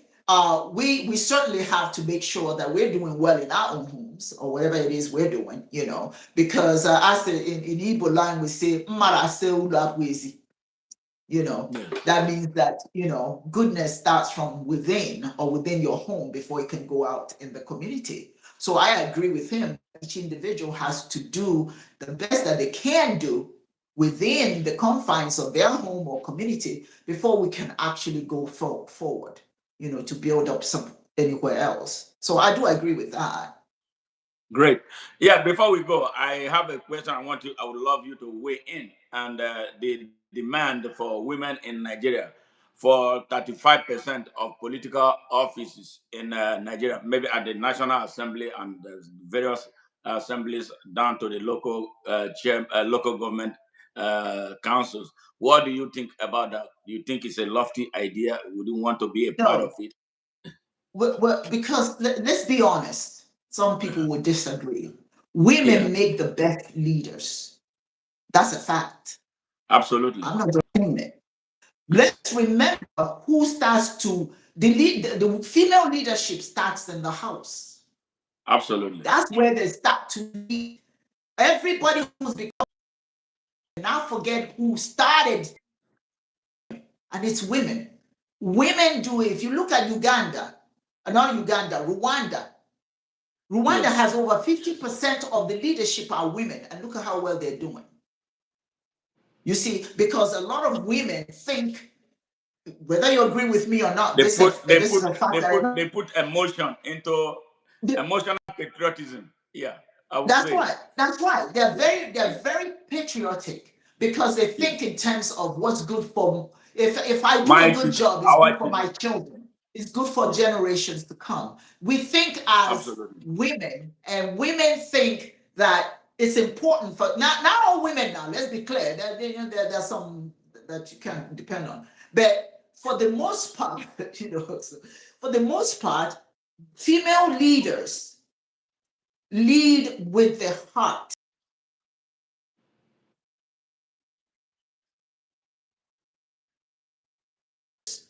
The intent is for good to happen in the communication. Yes. What I'm saying, they're not here battling for position, so to speak, or who they outdo, but it's more, okay, let's make this happen. Let's make this work. So yes, Nigeria needs to open it up a little bit more for women to assume leadership roles. And I think you will see a lot of changes if there were more women working in as leaders. Yes, absolutely. That's my thing. That's what I propagate anyway. Very good. Well, there's somebody in Atlanta that I will introduce you to that is championing a movement. She call it 35% movement for women. She lives Oh, in really? Okay. Georgia. Okay. Yes, she lives in Yes, Atlanta there. absolutely. So I'm going to connect the Okay. two of you so you can take it from there. She's very Okay, passionate sounds about good. it. She's a very good friend of mine. Okay. All right. Yes. Sounds good. Sounds good. Yes. So I believe you'll be a good match for that to make it happen because it's I personally I support it because I think they should even hand over the whole of Nigeria to women, and I believe that they make it a lot of difference. So men can be really taken off of the radar for another 10 years, and let us see because sadly I'm a man, but I'm a good man. But what we have as men in leadership in Nigeria, they make me bleed. The way they think, the way they act, the way they conduct themselves, and think it's okay. The way they talk people down, the way they repress people. Well, some of them they call me a CIA agent because I tell them that what they are doing is wrong. Yeah, but that's what they say. But it doesn't bother me. So what if I'm a CIA agent and I make You are CIA? right. Yes, they are So you're crazy. right. Yeah, You're right. yeah. You're right. What you're They don't believe saying. they don't believe that anybody else has a right. So No, their well, understanding the thing of basic about it, human rights and right to citizenship of Nigeria is so warped. Yeah, can I that's say why this? that's why they're draining the country and destroying it on purpose. Yes, Let me share this thought. I always yes, share this. In yes, Igbo, we say, Onyo tuokba adiyejemba. That means a one-legged man cannot go yes, into battle with a two-legged man. yes. If a man and a woman are as essential for the growth of any nation. Because the woman Absolutely. is that other leg. You can't keep hopping on one leg and expect to get to where you need to get. And when you work together, you move together, you reach the objective that you're looking for. Women are essential. And if we can stop, because sometimes we think that they're better off relegated in the background. But you're doing yourself a disservice because the talent that they have, talent with you and help the nation build. Okay? In Kwanzaa is the second principle of Kwanzaa, which is kujichagulia, which is self-determination. You have to Yes. give the women the opportunity for self-determination, and you will be surprised how Nigeria will change. That's my thought. Great. Great. It's been such a great encounter here with you always, and I look forward to another. and another and another. So going back to the Actors Guild of Nigeria, and what is going to happen in Snellville, Georgia. So finishing touches are being put, and we look forward to being part of it. I think I'm going to do whatever I can to make myself. I hope you come because you will love it. We need to support them. We need to support our own thing. They are our own Hollywood. So Absolutely. Let us support our own Hollywood. Yeah. Okay. All right.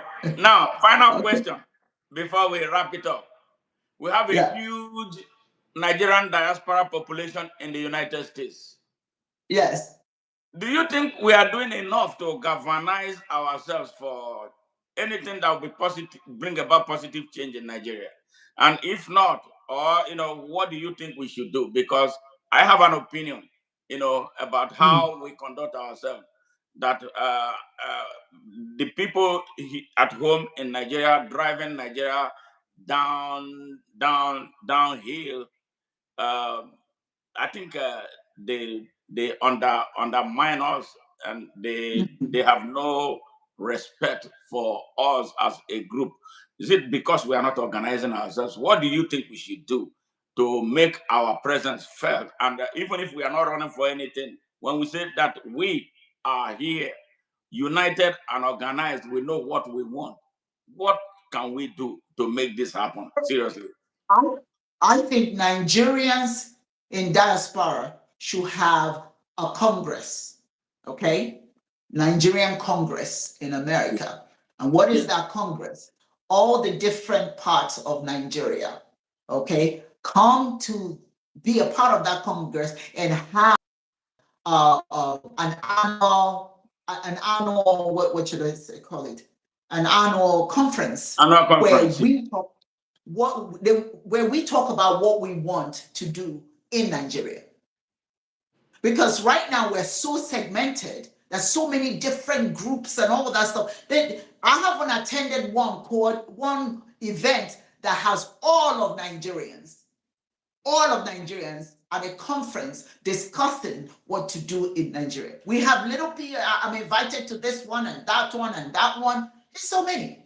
But you need the Nigerian Congress in America or in diaspora, where we come together and discuss, and it doesn't matter what part you're from, and we discuss. If we are interested in playing a role in what's going on in Nigeria, we have to come together as a Congress and address it, because let me be honest with you, the people at home need us. They need us. Those who are less fortunate than you and I, they need us. They need us to be organized, because if we're organized and we have ideas and we have solutions, it's good for them. But I think that a lot of us are just so we're doing our own. We have not really thought about what we must do as a collective. That's the power of unity. When you have such a thing, then you talk in unity. Because now when you think about that, when you have a Congress such as that, nobody's concerned anymore about, am I Yoruba? Am I Hausa? I'm part of the Congress. I'm part of the solution. Yes. And we're all welcome to seek what is in the best interest. Self-determination. We determine what we talk about the collective work that needs to be done. How do we impact those at home? And people are suffering. And yet, just like you said, we don't have a collective Nigerian dialogue forum of some sort, where we can come together and put aside our differences, because we are part of that. What did I say? We're part of that Congress, the Nigerian Congress in diaspora. Those are the people who make the decisions about what we need to do in Nigeria, and we take it home. We send people to go home and talk to our leadership, because Nigerians are tired. We are We're tired. tired indeed. We are We're tired tired. indeed.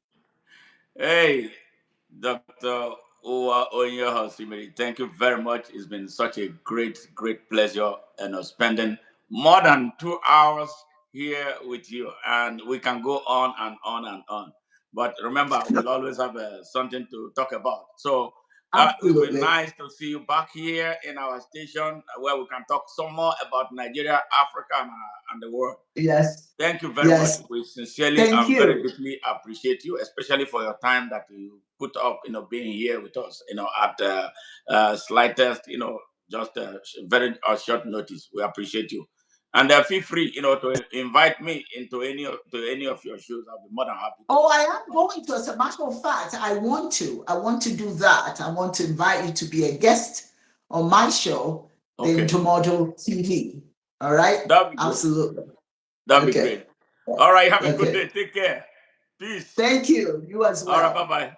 Yes, ma'am. Bye bye. All right. Okay. Okay. Yes, listeners, this is Smart Madua Georgia. We had this great moment with a historic Nigerian, an iconic Nigerian, pan-Africanist, a fighter for women, Dr. Uwa Onyioha Osimiri. Yes, based in Atlanta. She's a professor, as a psychologist, is many things, and she's going to be honored in Snellville sometime in November, for her role in supporting actors in Nigeria, bringing them to the global stage, and that is what she's doing, and we believe that that is going to be done. I am thinking that I'll be taking the ONN, to be part of what is taking place. Thank you very much. We appreciate Remy Sowers. Yes, Nigerians can do better. We do better, and that is why we're having this conversation. Ubuta of hey, how are you? Thank you very much. I thank all those who took part in this Durham Butler. Thank you. Governance requires morality. Self-governance requires morality. Absolutely, absolutely. So what we're having today in Nigeria is an immoral government. That is why I don't want to talk about any of its corrupt policies, because one, the drivers did not win any election. They are criminals. So I don't deal with criminals. So, and what I've always told Nigerians to gear up, so we can reset that country. The country needs a reset. Nwokedi Charles, thank you very much. You said we want regional government. All right, maybe we will talk about that regional government. What difference with regional government made? It's going to still be the same people in Nigeria that will drive that regional government. So what we want, first of all, my belief is that we put a reset button. We will cure tribalism. It's too much in Nigeria. We cure hate. Hate is a big problem to Nigeria. So much hate in Nigeria. Yes, hate just for no just cause. You just want to, you hate because under this hate we have in Nigeria is something we inherited them. We inherited them. I don't know a Yoruba person. I believe that because my mother told me Yorubas are bad, I will just agree. Hook, line, and sinker. The same opinion they have for Igbos. Igbos are murdered in the north, they're murdered in the south, murdered everywhere. But these are the most ingenious Nigerians whose ingenuity could be tapped into to make a Nigeria that will be so great and progressive. No, but some people don't want it. They want to slap them and kill them and destroy them. Yes, and that is that. Look at where we are and see what is taking place. More things are happening. Yeah, the awareness is going to spread that we don't need this type of Nigeria. For me, this is not a country.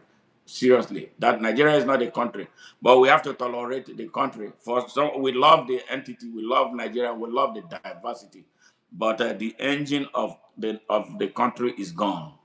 So Nigeria needs a new engine. It needs a new heart.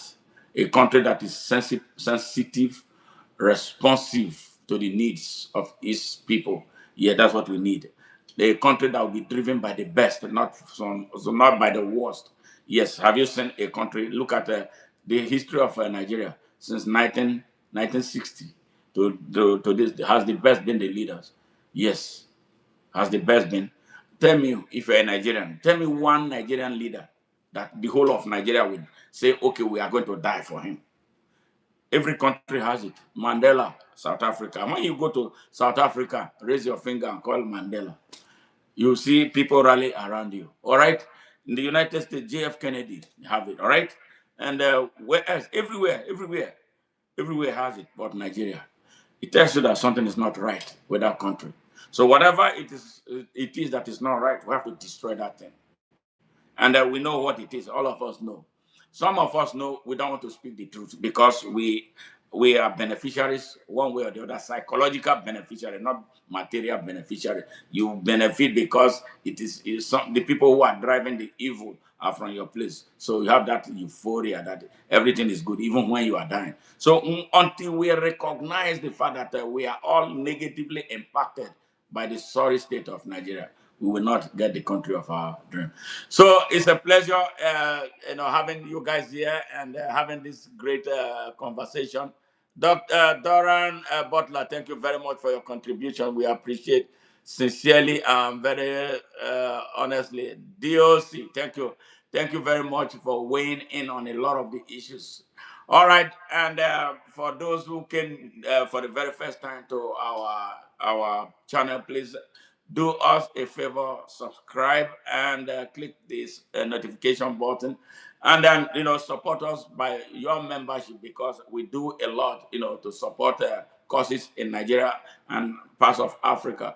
We want to be able to continue to bring this great content to you. So support us by your membership or by buying our super tank so we can continue this great work that we are doing. All right, you guys have a great week ahead of you. And bye for now. Bye-bye. Much love.